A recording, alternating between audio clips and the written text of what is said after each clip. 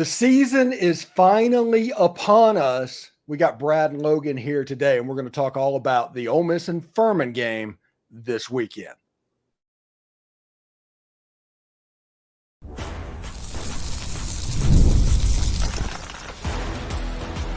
You are Locked On Ole Miss, your daily podcast on the Ole Miss Rebels, part of the Locked On Podcast Network.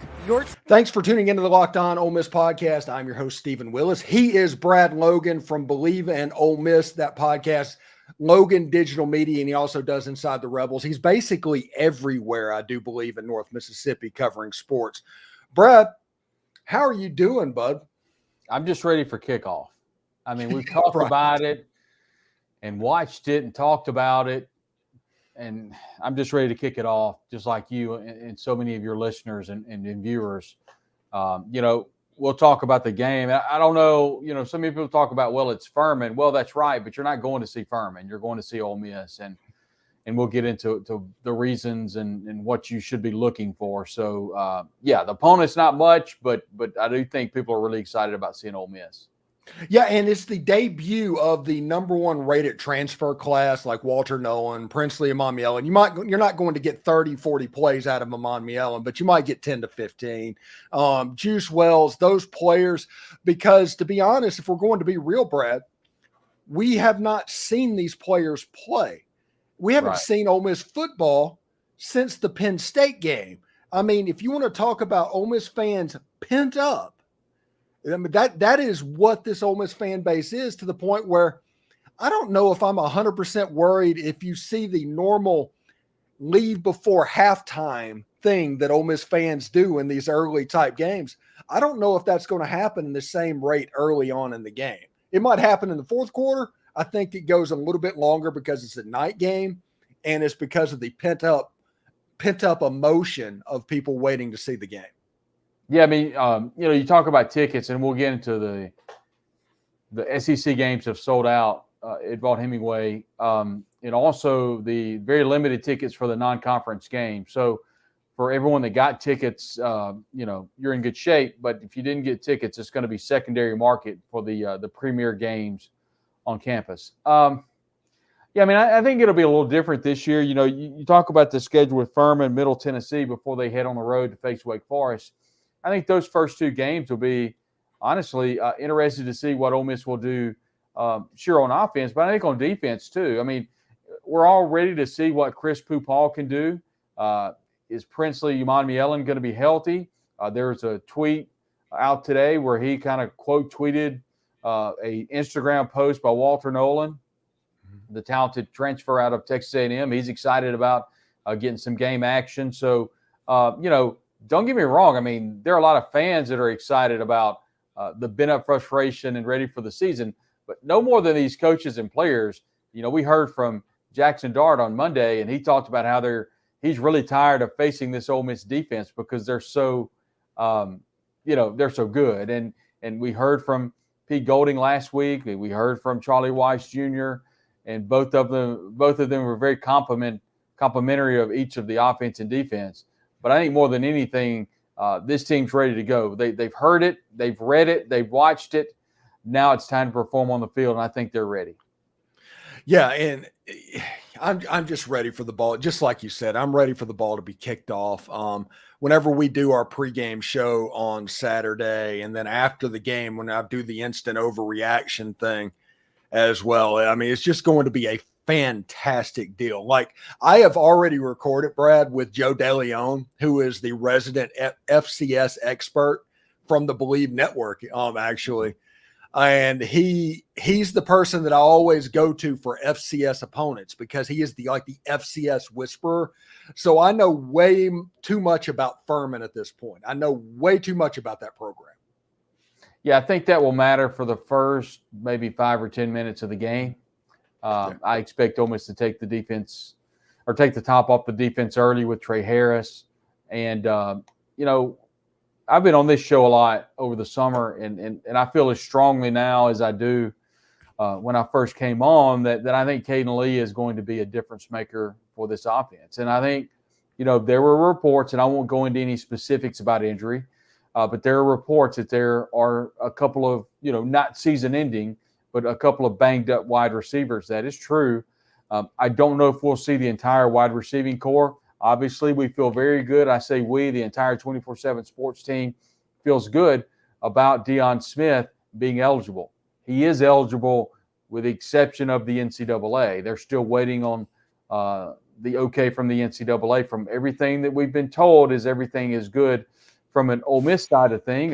You talk about admission into classes and that's what everything's good. It's just the NCAA is not given their stamp of approval, which is just incredibly frustrating, I know, on a number of levels.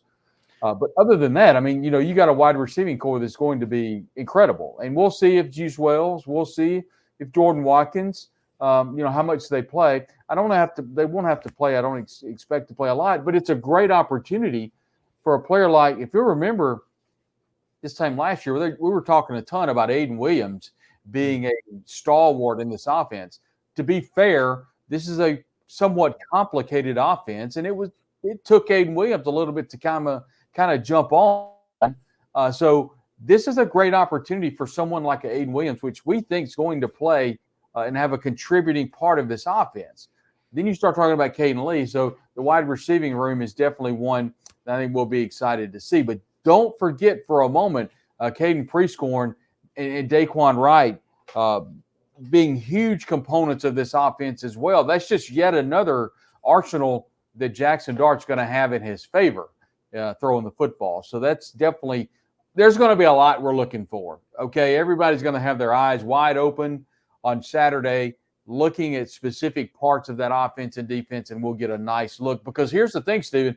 In years past, we've had at least one or two scrimmages, in-game live scrimmages in Vaught-Hemingway Stadium the media's been able to see. We've seen nothing other than a couple of, periods to begin practice. It's just kind of a blank slate. I'm going into it just like everyone watching and listening tonight. I haven't seen very much either. So we're all excited for Saturday. Deion Smith, I can't shake it. If he was at Alabama or at Michigan, he would already be playing. Well, I mean, you said it. I mean, it's really frustrating. And I know a lot of other people are frustrating. The only saving grace is that Ole Miss doesn't open up with a Louisville like it did a couple of years ago. It doesn't open up with a Georgia Tech or someone of significance. It opens up with a couple of teams. And look, I'm not taking anything away from Furman or Middle Tennessee, but I think Ole Miss needs to get some finality on Deion Smith by Wake Forest. I do feel like Dave Clawson's going to have a really good team at Wake Forest. I think good is relative when you talk about the ACC, but once again, you go on the road, it's probably not going to be a hostile environment, but it's a road atmosphere. And I do think that's when Ole Miss has had its two games against Middle Tennessee and against Furman. It's going to need to have some things rectified with Deion Smith. I really thought it would happen at some point last week. Now, at this point, you're just guessing on when Ole Miss receives the call from the NCAA. Yeah, I got a text message last night that was saying there was something about to be released on it. Pay attention to this. Something's about to happen. And again, nothing happened. Everybody's just kind of guessing. It's one of those filling in lack of news with news that happens all over this Ole Miss thing whenever it goes on, because Lane Kiffin doesn't talk about it. The program doesn't talk about it. The information has to come from somewhere. And sometimes just people are just guessing. They're trying to figure out what's going on.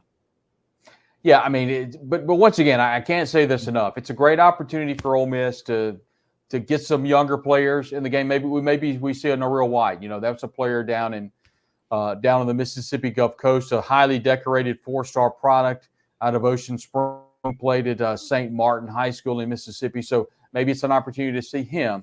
So I don't know. I mean, it's a situation where everyone would like to see Deion Smith sooner rather than later, just at the mercy of the NCAA. Yeah, and just everybody that's in the chat, go ahead and please put your name and where you're writing from whenever you put it out there, so we can take care of your comment whenever it comes up. So, Brad, the running game is going to be key. Lane Kiffin talked about the running game. Jaxson Dart talked about the running game, and this is my theory on that. The defensive line for Furman is the best part of their team. If you want a look of an FCS team to kind of give you a look, you're going to let them know that you're coming. They know to expect the run game, and they're going to bow up and try to stop it. Now, if you are who you think you are, that's not going to matter. But this is a good way to find out if Ulysses Bentley is the dude, or Henry Parrish, or Rashad Amos, by just going up there mano and running the football. Because if Ole Miss wanted to throw the football, they could score 100 points Saturday.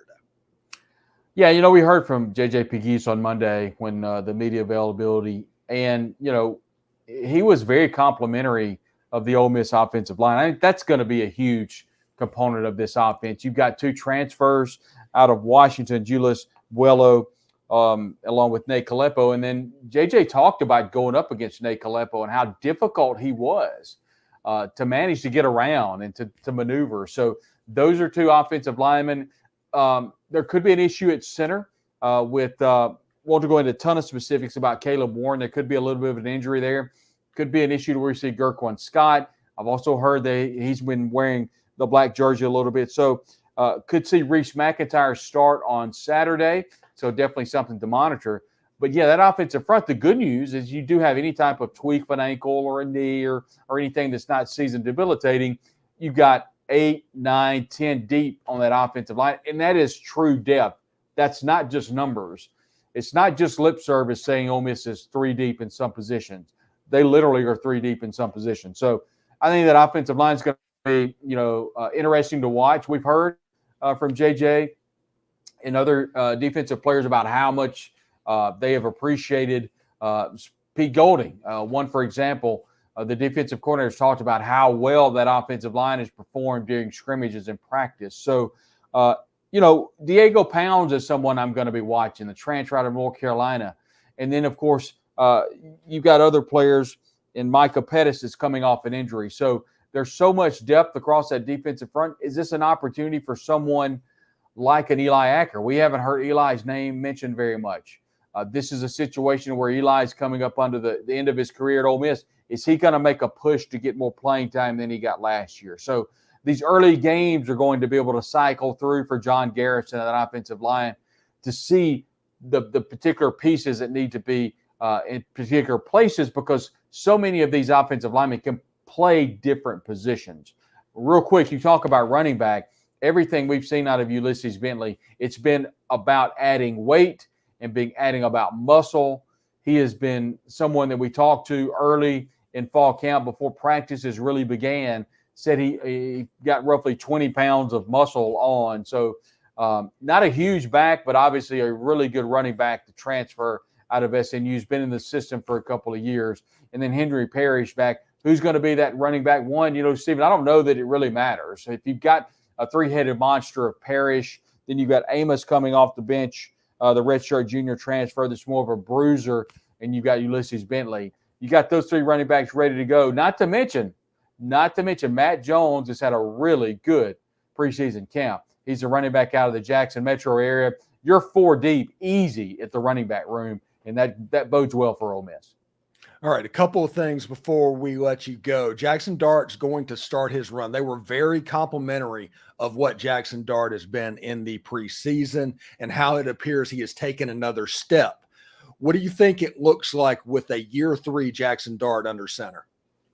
We talked to him. We've had a chance to visit with him with a number of media availabilities. And then, of course, at the very beginning of fall camp, the interesting part about Jaxson Dart is, by the way, he just gave, I believe, every member of the team specific Ole Miss Beats by Dre headphones, which was really cool.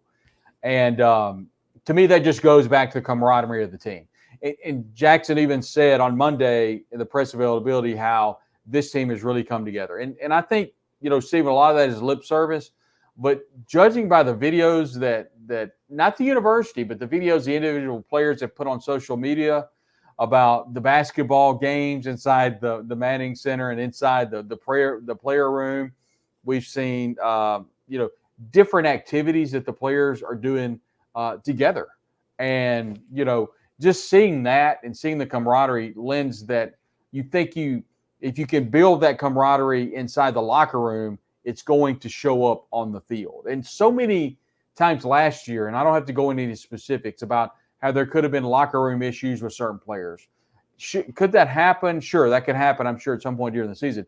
But right now, you could not ask for a better locker room for Ole Miss heading into the season. I think it starts with Jaxson Dart. It starts with the quarterback that's been in the system a couple of years. It starts with a guy that put the team on his shoulders with a really busted up ankle last year and really took the team forward. He's been on a number of Heisman watches. He's been on all types of power polls and quarterbacks in the SEC. At the end of the day, he's going to have to perform on the field. And a quarterback is only as good as his offensive line, as his wide receivers, and as his tight ends, and as his running backs will take them. And, Steven, he has never, nor has any Ole Miss fan ever seen a collection of players on the offensive side of the ball like they'll see this season in our lifetime and maybe dating back in the 1960s. Yeah, the abundance of talent that is on Ole Miss's roster. Tomorrow's Locked On Ole Miss podcast, the actual podcast, it talks about basically how this year is the proof of concept year for Lane Kiffin's roster building. And if this can happen, or if they're going to continue to look at him like Bill Snyder from the early 2000s, recruiting all the JUCO players, that's kind of what they're doing. So that's kind of cool to see. Before we let you out of here, JJ Pegues as the number 38. I like it. I think he was the perfect person to get that number. I do, for whatever reason, wish that he wore it all the time, but it's going to be a weird situation. But I do like the pick of JJ Pegues. And if it wasn't JJ Pegues, I do think Trey Washington deserves a shout out because he would probably wear the 38 if it wasn't for JJ. Yeah, real quick on the J.J. Pegues number, he pointed out in the press conference that his dad wore the 89 number. So he wants to honor his dad, and he wants to honor Chucky. So I admire him for doing that. Sure, it's a little bit different, but at the end of the day, it's semantics. It's just getting your roster right. So I don't think anyone will have any issues with that.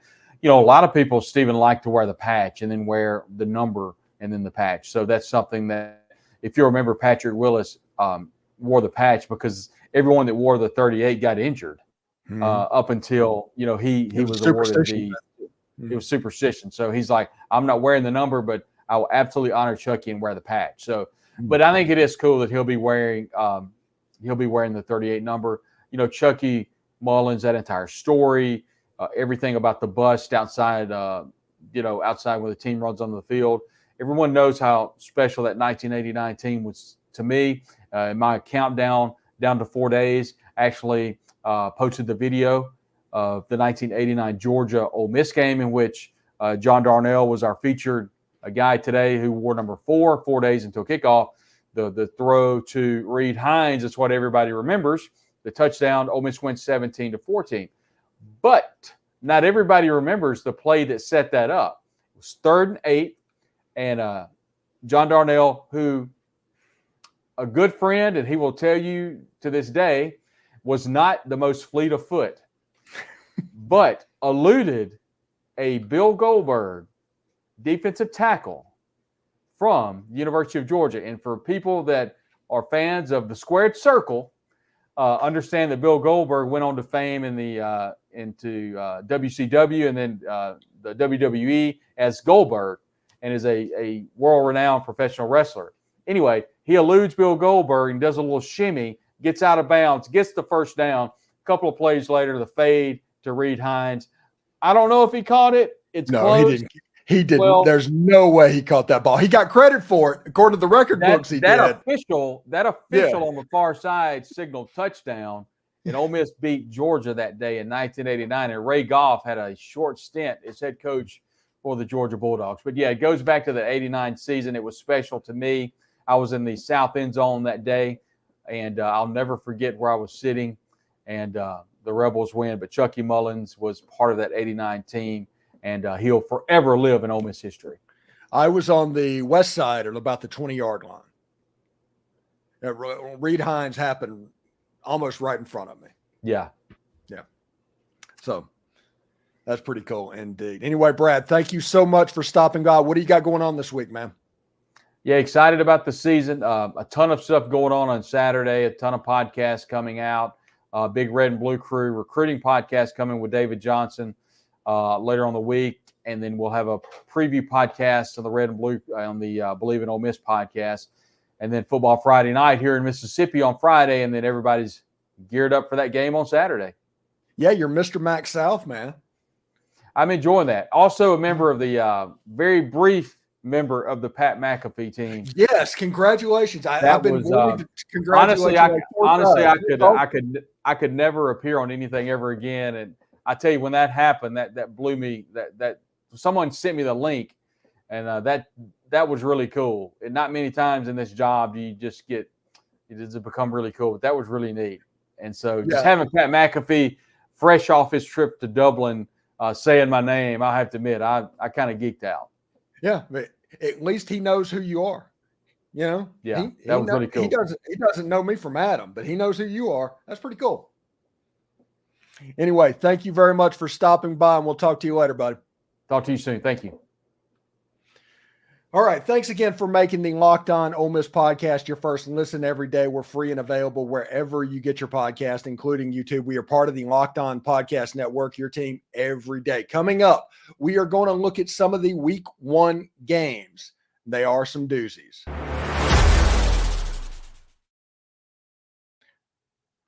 All right. Grab a 5-hour energy shot today to stay alert and watch all your favorite games. Or if you stay up too late watching that intense overtime game, you can take a 5-hour energy shot in the morning to get you through your day.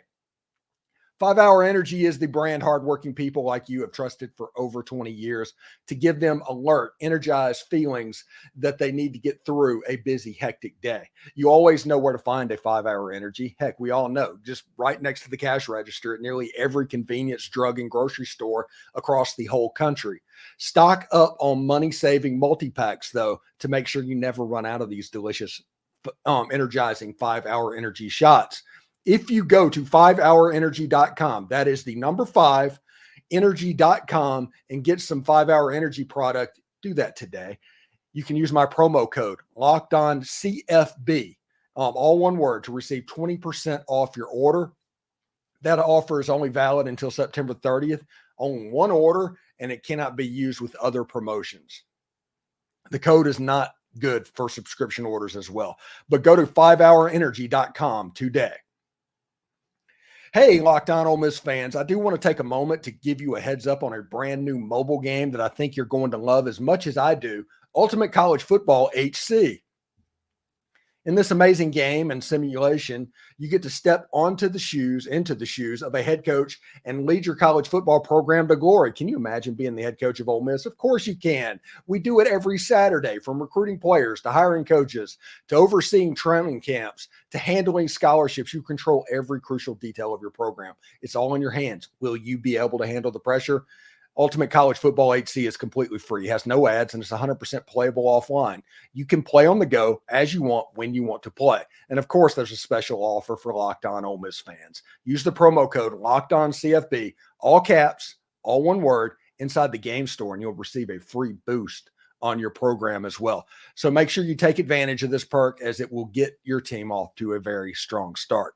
To download the game, just visit ultimate-cfb.com, ultimate-cfb.com, or look it up on the App Store. Ultimate College Football HC. Begin your coaching legacy today.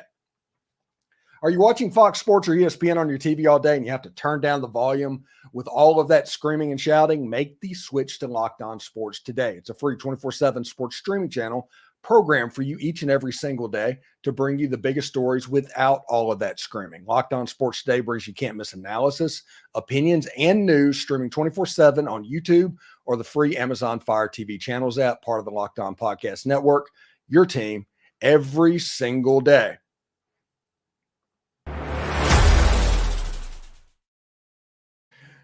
All right, so we're going to talk about some of the other week 1 games. Again, if you're in the chat and you have a question, take part in that. Do whatever you have to ask. Play along in the picks if you want to,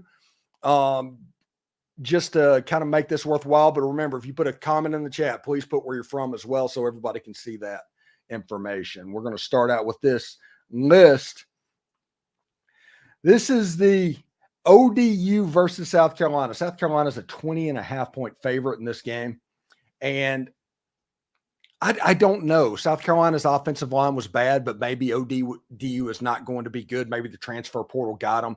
There's not a whole lot I know about that game, but it's something that has me a little bit iffy at the moment. I don't know why. That 20.5-point line, that feels like it might be a little bit too much. Lenore Sellers is going to take over at South Carolina as a quarterback.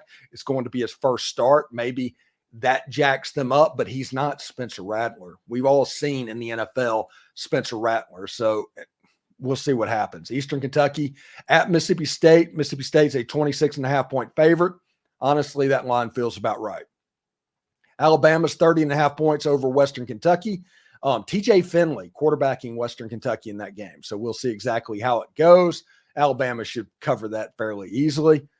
Furman is at Ole Miss. Ole Miss is favored by 42.5 points. That's a lot of points. Anytime it gets over 40, I get nervous. Notre Dame is at Texas A&M. Texas A&M is favored by 2.5 points. Honestly, it feels about right.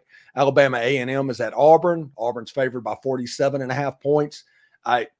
To my knowledge, Hugh Freeze is still the head coach at Auburn. Southern Miss is at Kentucky. Kentucky's favored by 27.5 points. Are they 4 touchdowns better than Southern Miss? Is Southern Miss supposed to be pretty good? I do not know, but Southern can be really good and get you, or they could be in a lot of trouble. So we'll have to see what's up with there. And USC and LSU, there's no defense in that game. That last year's LSU defense and last year's USC defense was terrible. You have no idea what it's going to look like. Both of these are offensive coaches coming into the game. I just don't know about that game. I would stay away from it, honestly, because that's a freaky game. Then you got Arkansas Pine Bluff and Arkansas. Arkansas is favored by nearly 50 points. Again, once it gets over 40 points, just stay away from it. Murray State's at Missouri. They're favored by 46.5 points. Temple is at Oklahoma. They're favored by 43.5. Clemson's favored by is the underdog. Clemson is the underdog to Georgia by 13.5 points. Virginia Tech is 13.5 points up. Favorites at Vanderbilt. Chattanooga is 38.5 points at Tennessee. I kind of like Tennessee in that one. That's below that 40-point number. Texas is 33-point favorites, 33.5-point favorites over Colorado State. And Miami is at Florida. Miami is favored by 2.5 points. If Florida wins this game, Florida might be the best team in all of Florida.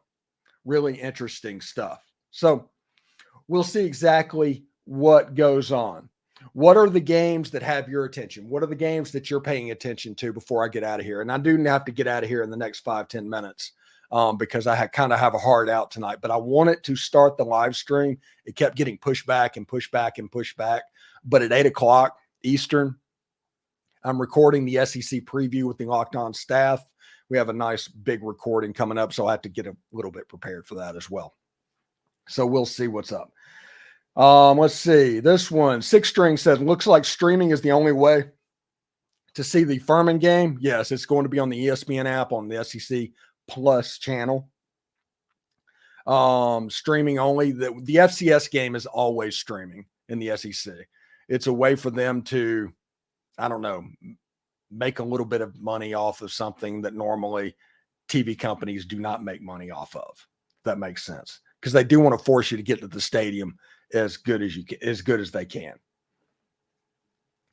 Kason Hottie Toddy from Hernando, Mississippi, went to Jacoby Hudson's Jamboree.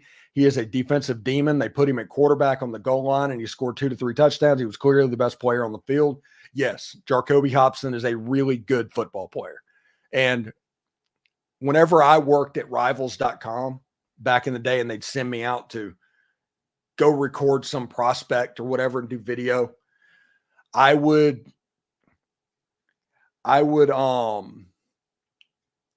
sit there and get to the game and not want to look at the roster at all. Not to look at the roster at all. I wanted to see the player that stood out that looked like a Division I player, because if a player on that high school field is going to Ole Miss or Alabama or as good as they need to get me to that type of game, they're going to stand out. Let's see. Ready to name players of the game. Just going into the game, I think Let's see. I think Daquan Wright is going to be the guy that flashes offensively, because he is going to play with Jaxson Dart a little bit. And he's also going to play once the second stringers come in. So he's going to get a lot of playing time potentially. I think Daquan Wright is my pick offensively. And defensively, I think this is perfectly the game of Suntarine Perkins.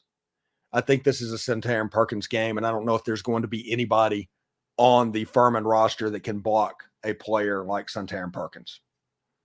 That's my opinion there. What are y'all's? Who do y'all think is going to be the standouts offensively and defensively before I get out of here? And let's see.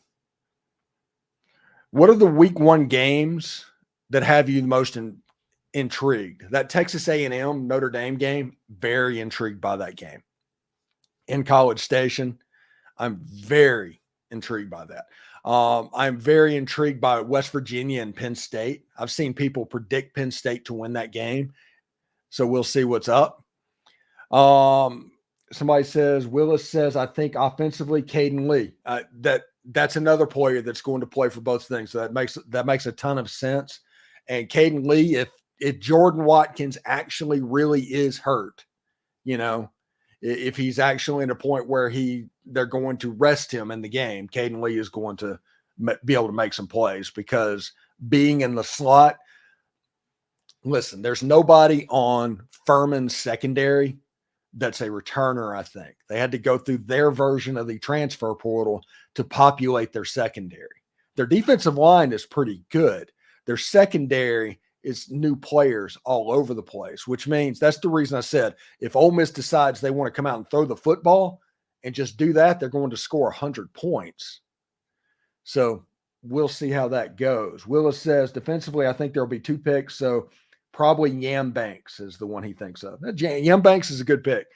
I am nervous about naming anybody in the secondary because we don't know how they're going to line up and how the snaps are going to be distributed and all of that stuff. Because of all the players in the secondary, we don't know exactly how that's going to look. So that's my opinion on that. So thanks everybody for making the Locked On Ole Miss podcast your first listen every day. We're free and available wherever you get your podcast, including YouTube. We are part of the Locked On Podcast Network, your team every day. This has been the live stream. We're going to do this every Tuesday night. We're going to do a live pregame stream. We're going to do a live instant overreaction postgame stream. And depending on the game, we might have a Sunday stream that's kind of a round table that we bring different people in, because we want as many perspectives on Ole Miss football as possible, just so it isn't just me yapping at everybody. I want as many perspectives as we can get. So that will be it. Anyway, I hope everybody had a good time. Let's get ready for kickoff. This has been a lot of fun, everybody. We'll see you later. Hotty toddy.